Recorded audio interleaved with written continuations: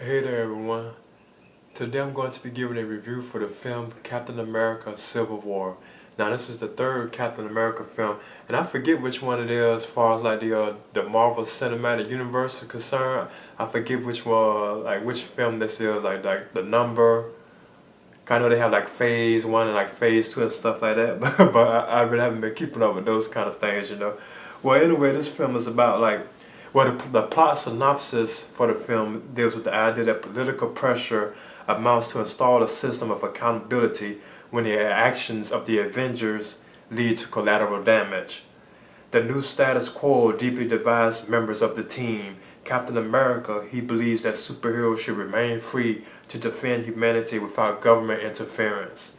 But you have like Iron Man, who is played by like Robert Downey Jr., Oh yeah, and Chris Evans, as Captain America. Iron Man, he sharply disagrees and supports oversight. So he kind of supports the idea that the government should be in control of like the superheroes, the Avengers basically. So they should be able to tell the Avengers what to do. Like a crime, like a major like threat or something like that arise. They should be in control to tell them the Avengers what to do. So Iron Man, he kind of supports that. But as this debate escalates to a few Black Widow and Hawkeye, they must decide which sides to choose. So at the same time, this is like a Captain America film, but at the same time, it is kind of like it's kind of like another Avengers film too, to like a certain extent, because you have like a lot of the heroes, like teaming up that are kind of from the Avengers films, that make appearances. So you kind of can say it's almost like another Avengers film, but it still is like the bulk of it really is like a Captain America film. Now, I must agree. I enjoyed this. And I never watched any of the other Captain Americas. Like the first two, I didn't watch them again. I saw them, but I never watched them like more than once. But from my opinion, I think this is like the best Captain America film they did yet. Like the action sequences in it were like just like excellent and superb. They got like a good treat in it. That everybody knew about. That I thought was cool. The idea that they brought in Spider-Man into like the extra universe. Plus he has been recast. It's no longer like Andrew Garfield from the last two Spider-Man films, Amazing Spider-Man and Amazing Spider-Man 2. He's no longer playing like Peter Parker Spider-Man. They have brought in like a new actor, Tom Holland. And he's playing like both the Peter Parker role and Spider-Man. So you actually get to see Peter Parker in the film too as well, and Spider-Man. So I thought that was kind of cool. But the idea, that it's kind of interesting, that the government will want to control like the Avengers. So that is something there, that you could see kind of been like an interesting like plot line. And this is actually adapting like the Civil War storyline, which occurred like in the Marvel comics. So like Captain America, he is against being under the government's control, but at the same time, Iron Man, he accepts it. He doesn't mind that the government wants to control him. So that causes like a rift between like the Avengers, Captain America and Iron Man. They have like fights and stuff, which are cool too. They have like some cool like battles. Like when they're like actually like fighting, they're like brutal and like bloody and stuff. Because at one point I thought one of them would even like die. Because the fights are so extreme. But yeah, that's basically what the film is about. They're having like this ongoing debate, like who should they go to the government, like Captain America, he's against the Iron Man, he's not, he doesn't. He accepts it, and stuff like that. So that's what the film is basically about.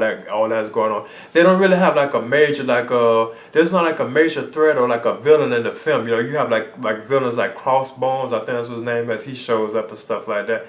But you don't really have there's nothing like really like that going on in the film. It's like no major threat. Like say like Ultron or like Loki or something like that. It's nothing like major like that.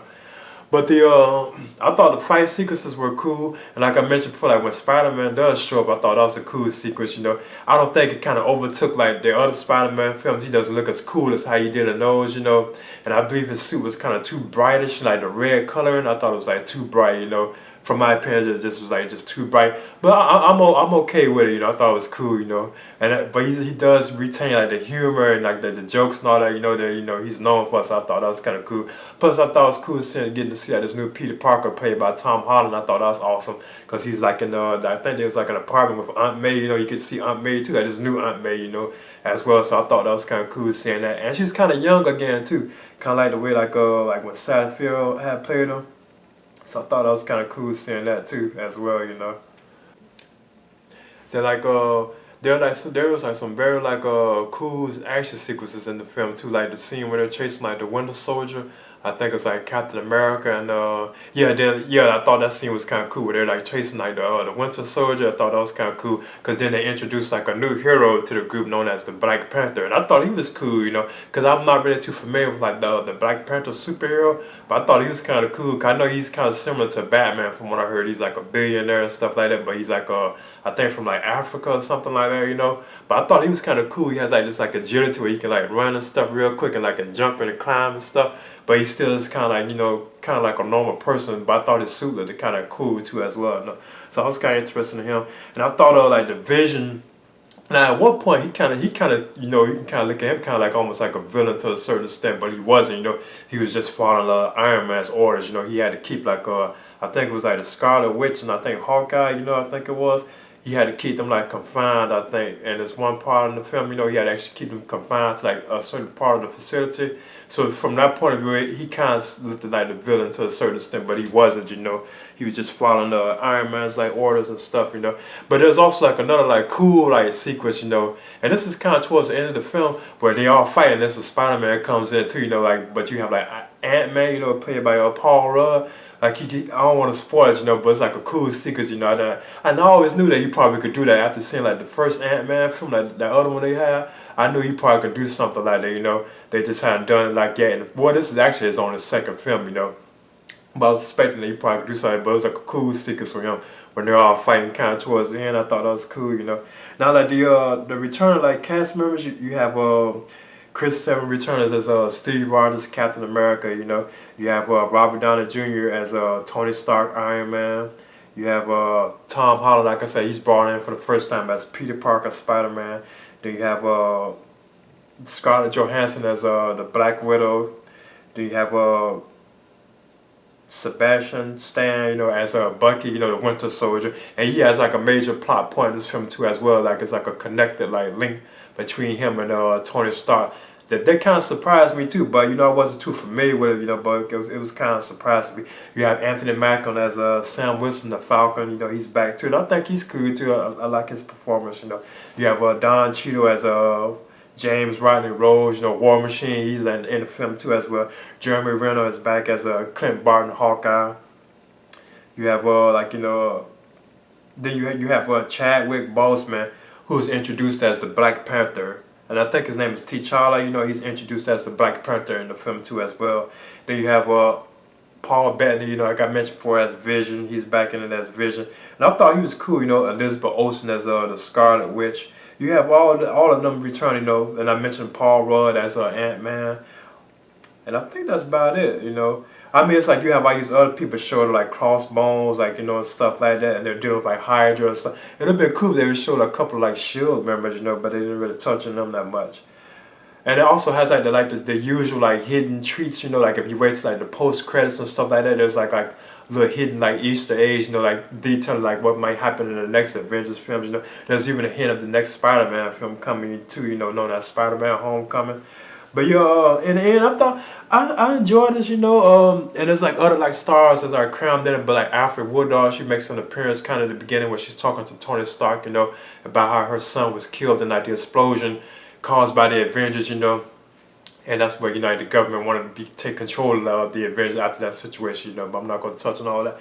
But I thought the film was I enjoyed it, I thought it was cool, it never really like let down, I think like some of like the action sequences were filmed too like quick and too like fast, like when they're fighting, say like Captain America, like when he's like fighting and stuff like that. I thought it was like moving too fast. It was kind of like and I was watching it in 3D too as well, like 3D IMAX, So it's kind of, I thought it was like a strain on my eye because you couldn't kind of see what's going on, and not just his fights. It could be like Iron Man and them fighting too, and like it was moving too fast. Even like when Spider-Man's like swinging around and shooting webs and stuff. Even then, I thought it was kind of like it was like I think like just the cinematographer, like they just was like moving too fast, but not to criticize them, but I thought they was still like just moving too like fast, but like like the camera angles and stuff like that.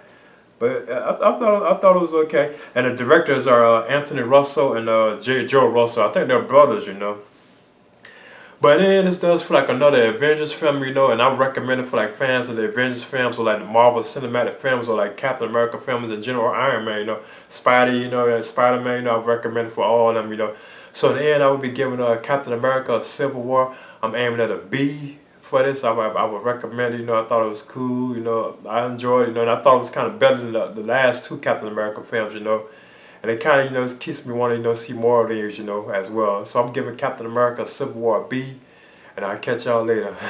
Alright.